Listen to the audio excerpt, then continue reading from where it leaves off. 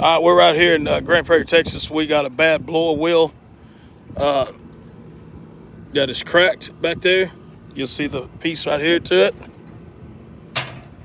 It's got a new belt. We just put that belt on there, but it was broke when we got here. So, all right, Devin is going to change the condenser fan motor because it's seized up. This motor's seized up.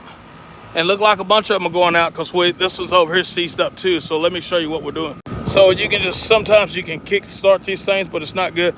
I mean, we just kick started a few minutes ago and it went back down. So there it is right there. See that? It's seized up. It won't even move. See that? This one over here's got real bad hail damage. Needs to be try to combed out. You ain't gonna comb it, but needs to be replaced.